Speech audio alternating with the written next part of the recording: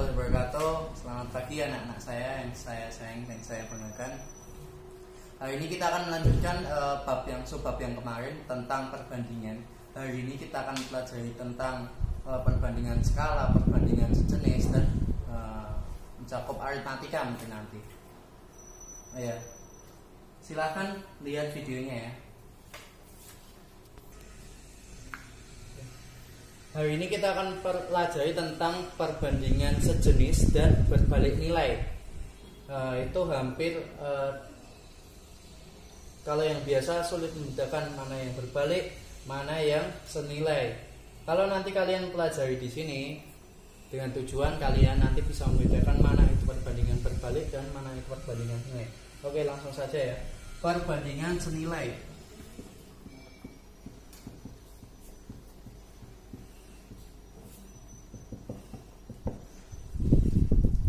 Perbandingan senilai biasanya dengan rumus di matematika itu ada X1 per X2 sama dengan Y1 per Y2.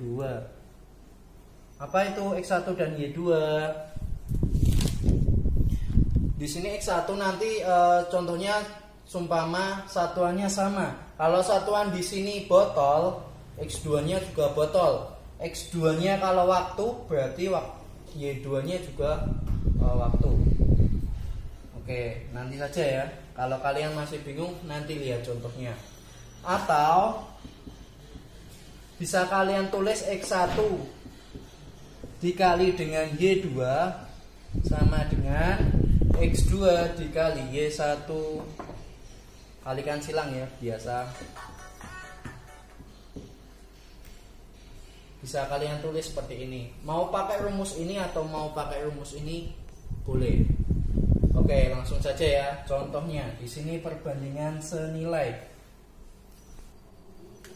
Oke, di sini saya mempunyai sebuah contoh perbandingan senilai. Saya bacakan dulu.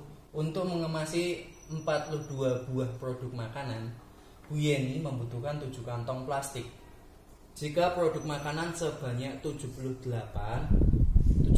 buah, Bu Yeni membutuhkan berapa kantong plastik? Pertanyaannya, kita tulis dulu A1, X-nya mana, Y-nya mana. Kita tuliskan dulu ya. X1-nya di sini kita ambil saja contoh buah. Berarti 42 buah. Otomatis X2-nya berapa? X2-nya jangan 7 ya. Jangan 7 ini. Karena satuannya sudah berbeda. X2-nya yang mana? Yang 78 buah ini.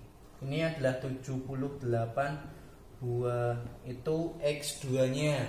Jadi Y1-nya yang mana? Y1-nya di dalam bacaan untuk mengemasi 42 buah plastik produk makanan, Bu Yeni membutuhkan 7. Jadi Y1 atau Y2?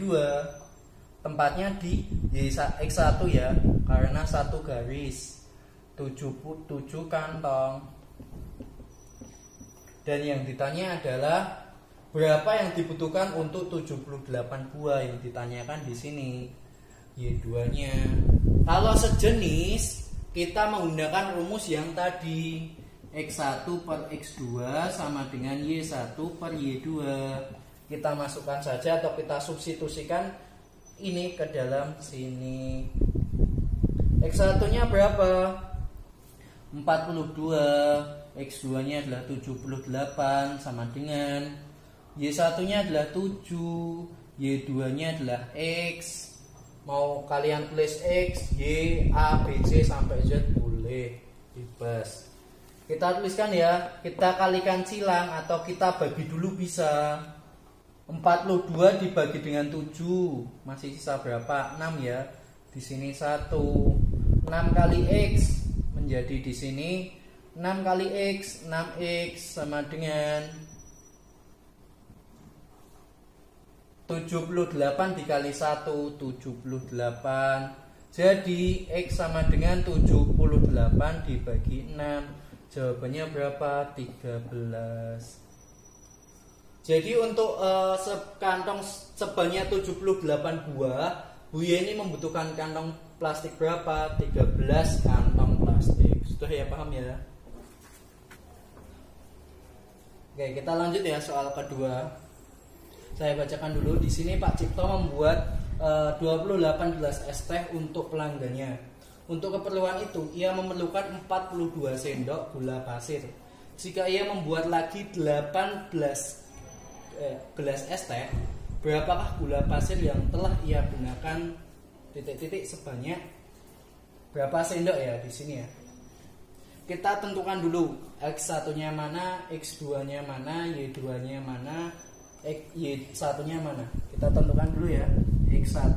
Di sini dalam soal pilihan ganda. Di sini ada pilihan ganda, pilgan A, pilgan B, pilgan C dan D. Kita buktikan dulu. Kita pakai rumus X1-nya. X1-nya berapa? Di sini kita gelas es teh ya, 28. Habis itu kita tulis dulu X1, X2, Y1 dan Y2.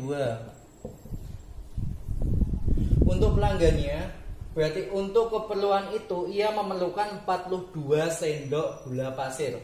Berarti apa? Y2 ya, 42 sendok gula pasir.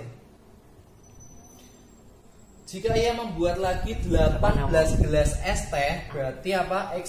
X2 atau Y2? Di X2 ya, 18. Y2-nya kita asumsikan dengan nilai X. Gula pasir yang telah ia gunakan sebanyak, berarti ini 18 gelas es teh itu berapakah gula pasir yang digunakan? Sebenarnya nggak pakai ini, bisa pakai logika. Kita pakai cara biasa dulu. Ini X1 per X2 sama dengan Y1 per Y2. X1-nya adalah 28, X2-nya adalah 18 sama dengan Y2-nya adalah 42 dan Y2-nya adalah X. Kita bisa coret di sini 28 dan 42 sama-sama dibagi 14. Di sini masih menyisakan 2 dan 3 ya. 18 bisa kalian coret lagi 2 dengan 18 di sini. 1 sama 9. Jadi X sama dengan 1 kali X habis itu 9 kali 3 27 sendok. Ini cara 1.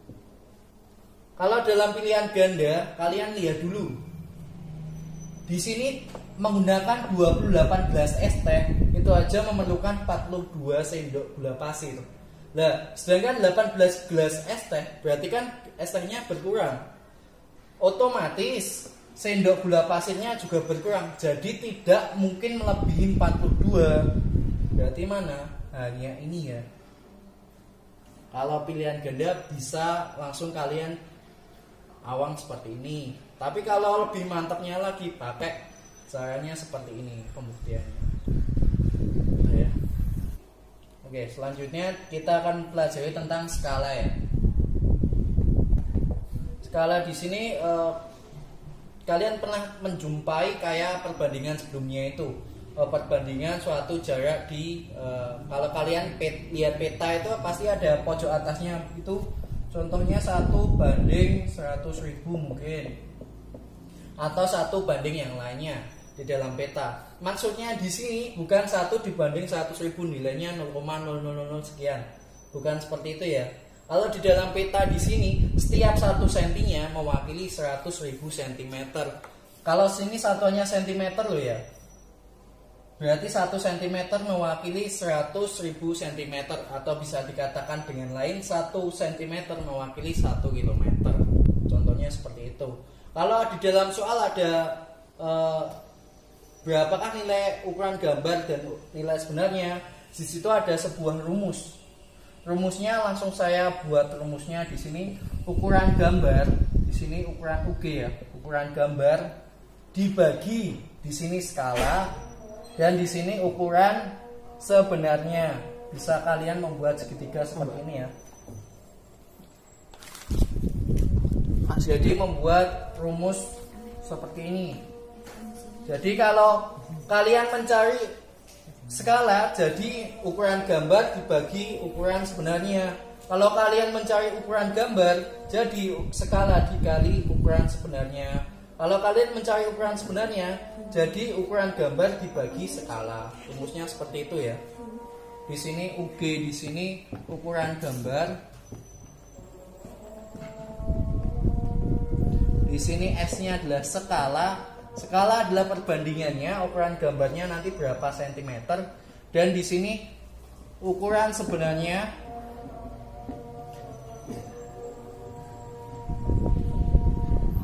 bisa mencakup kilometer atau berapa. Oke, contohnya nanti ya selanjutnya. Di sini adalah contoh skala ya. Di sini ada saya memberikan contoh, 2 contoh. Oke. Yang pertama dulu saya bacakan. Jarak antara dua kota pada peta itu jaraknya 20 cm. Jika jarak antara kedua kota sebenarnya adalah 420 km, yang ditanyakan adalah skala pada petanya berapa. Tadi kita mempunyai sebuah rumus seperti ini. Ukuran gambar dibagi atau pernya di sini ada ukuran sebenarnya. Di sini kita membuat rumus segitiga ya. Yang ditanya apa? Yang ditanya adalah skala peta. Skala peta jadi ukuran gambar dibagi ukuran sebenarnya. Kita cari dulu ukuran gambarnya berapa, 20 cm. Dan ukuran sebenarnya di sini 420 km. Kita jadikan satuan ke cm. Turun berapa? Turun 5 ya. Dalam kilometer, hektometer, dekameter, desimeter, sentimeter. Di sini turun 5 ya. 1, 2, 3, 4, 5. Kilometer, hektometer, dekameter. Oh ya, meternya lupa. Meter, desimeter, dan sentimeter. Turunnya 5. Jadi nolnya tambahnya berapa? 5, 1, 2, 3, 4, 5. Di sini nolnya kita dikurangi, kita nolnya coret ya. 240 dibagi 2, jawabannya adalah 21. Perbandingannya 1 banding berapa di sini? 2.100.000. Jadi di dalam peta skala di dalam soal ini menggunakan perbandingan 1 dibanding 2.100.000. Oke, selanjutnya ya. Di soal nomor 2 di sini jarak sebenarnya antara rumah Beni dan kantor kecamatan di situ ada 2,4 km. Kedua tempat tersebut digambar dalam denah dengan skala 1 banding 150.000. Yang ditanyakan adalah jarak kedua tempat dalam peta atau dalam denah. Berarti yang ditanya apa? Yang ukuran gambar di sini ya. Ukuran gambar sama dengan skala dikali dengan ukuran sebenarnya. Ukuran di dalam skalanya berapa? 1 banding 150.000. Dikali dengan berapa? 2,4 km. Bisa kalian tulis 2,24, nolnya 4. Kenapa nolnya 4? Karena di sini 2,4 ya, bukan 24. Jadi dikalikan 10.000. Jawabannya adalah 240.000 dibagi dengan 150.000. Jawabannya adalah 1,6 cm. Di dalam peta atau di dalam denah, di situ mewakili 1 banding 150.000. Per sentinya adalah 1,6 cm. Semoga di sini paham ya tentang soal skala. Oke, selanjutnya di sini kalian tadi yang pertama sudah mempelajari tentang perbandingan senilai, yang kedua kalian sudah mempelajari skala. Ini hari ini yang terakhir adalah perbandingan berbalik atau perbandingan terbalik. Saya mempunyai asumsi soal seperti ini. Di sini saya mempunyai kecepatan kecepatan di sini satuannya adalah kilometer per jam dan satunya adalah waktu tempuh.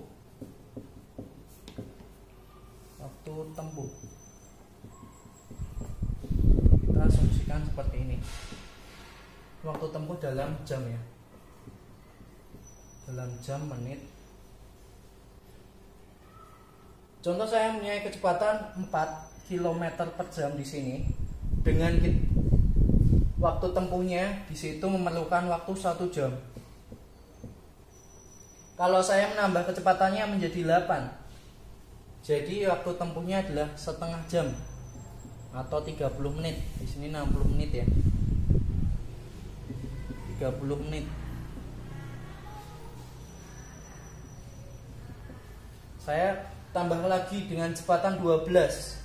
Waktu tempuhnya berkurang lagi 15 menit. Saya tambah lagi kecepatan 16. Waktunya adalah 7,5 menit. Dari sini kita dapat menyimpulkan atau dapat membuat rumus, semakin besar kecepatan, jadi waktu tempuhnya semakin pendek. Kalau digambar dalam grafik seperti ini. Ini saya hapus dulu ya. Sebelah sini. Kalau gambar di dalam grafik, modelnya seperti ini.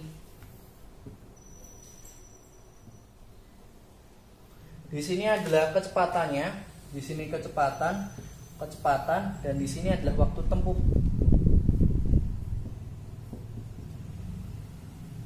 Di sini kecepatannya naik, dan waktu tempuhnya adalah semakin berkurang. Di sini seumpamanya kecepatannya adalah 20, waktu tempuhnya mungkin 20.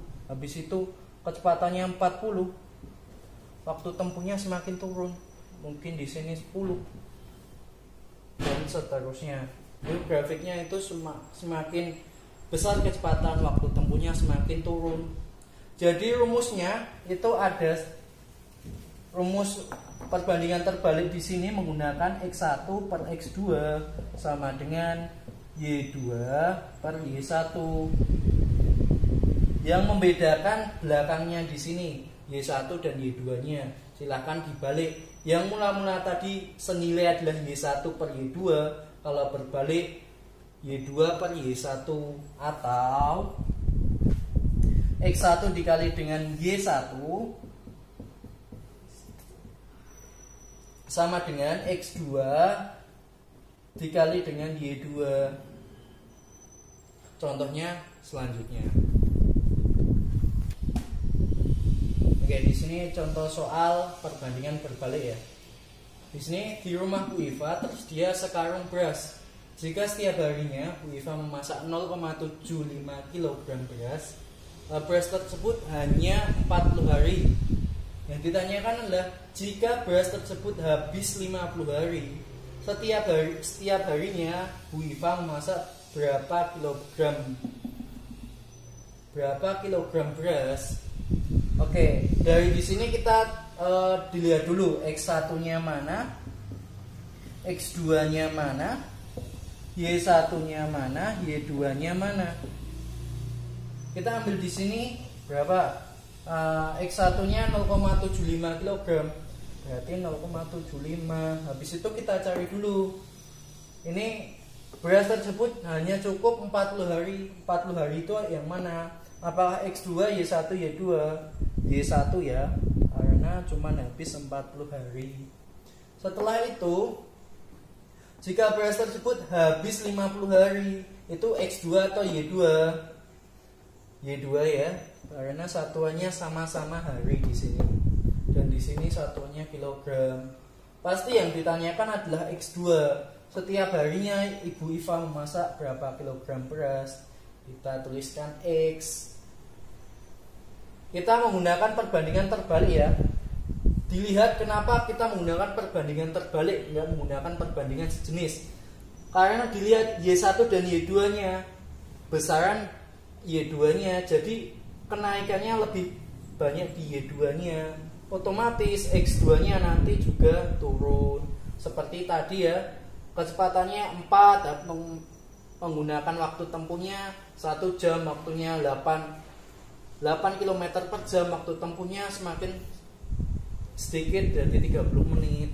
Salah satunya pasti ada naik, salah satunya juga ada turun. Kita menggunakan perbandingan terbalik. X1 per X2 sama dengan Y2 per Y1. X1 nya adalah 0,75, X2 nya adalah X, Y1 nya adalah 40, Y2 nya adalah 50. Bisa kalian coret di sini sama-sama nolnya. Setelah itu kalikan 4 kali 0,75. 4 dikali 0,75 sama dengan 5 dikali X, 5X. 4 dikali 0,75 jawabannya adalah 3 sama dengan 5X. Saya tuliskan di sini. X sama dengan 3 dibagi 5, jawabannya 0,6 kg.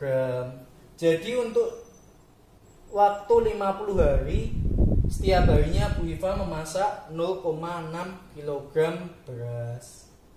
Contohnya seperti itu. Kalau di dalam Romawi 2 nanti sudah ada keterangannya. Di situ menggunakan perbandingan terbalik atau menggunakan perbandingan sejenis.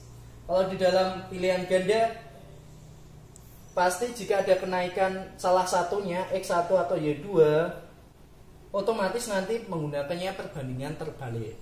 Nanti kalau kalian banyak latihan pasti bisa. Oke, satu lagi ya sebelumnya. Soal selanjutnya, seorang pemborong mampu menyelesaikan pekerjaan selama 49 hari. Dengan pekerja di situ ada total 64. Karena suatu hal, pekerja itu harus selesai dalam waktu 28 hari. Yang ditanyakan adalah banyak pekerja yang harus ditambahkan. Silakan garis bawahi dulu soalnya di sini. Soalnya banyak sering menipu di bawah ini loh. Banyak pekerja yang harus ditambahkan. Oke, kita kerjakan dulu ya. Kita cari X1, X2, Y1, Y2-nya. X1 nya berapa? X1 nya adalah dalam hari di sini 49 dengan memerlukan waktu 64 pekerja. Karena suatu hal atau suatu kondisi pekerja itu harus selesai dalam waktu 28 hari.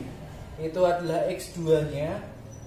Selanjutnya banyak pekerja di sini, Y2-nya adalah X. Jika salah satu berkurang, otomatis salah satunya naik. Itu menggunakan perbandingan terbalik ya. Rumusnya X1 per X2 sama dengan Y1 per Y2. X1 nya adalah 49, X2 nya adalah 28, Y1 nya 64, dan Y2 nya adalah X. Silahkan kalikan silang 49.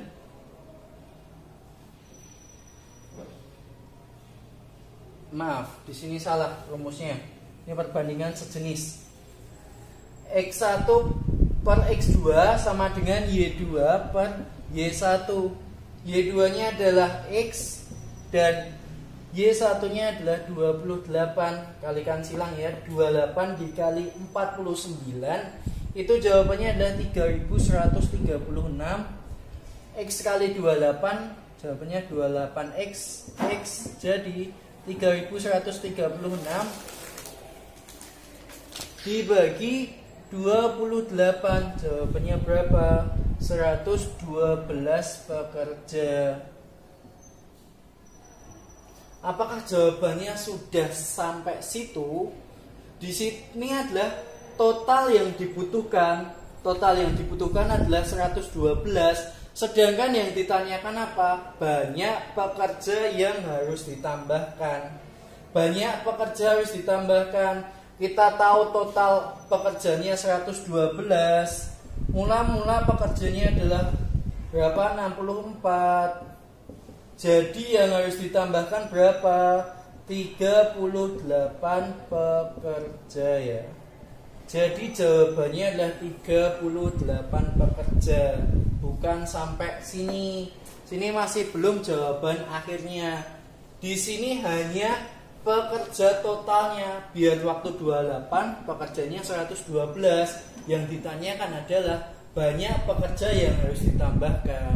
Kalau banyak pekerja yang harus ditambahkan adalah total di sini dikurangi pekerja mula-mula. Jawabannya adalah 38 pekerja. Di sini kalian sudah mempelajari tentang rasio, perbandingan sejenis, perbandingan berbalik, skala. Di sini materi perbandingan sudah selesai ya. Pertemuan selanjutnya di situ kalian akan mempelajari tentang aritmatika. Aritmatika di situ kalian mempelajari tentang harga jual, harga beli, untung rugi. Di situ nanti kalian mempelajarinya di bab kedua. Karena di sini bab 1 sudah selesai, insya Allah minggu selanjutnya di situ kalian ulangan. Yang di dalam pondok di situ nanti langsung ulangan di kelas. Kalau yang di rumah itu nanti pakai Google Form. Nanti silakan kalian upload yang di rumah di situ pekerjaan kalian.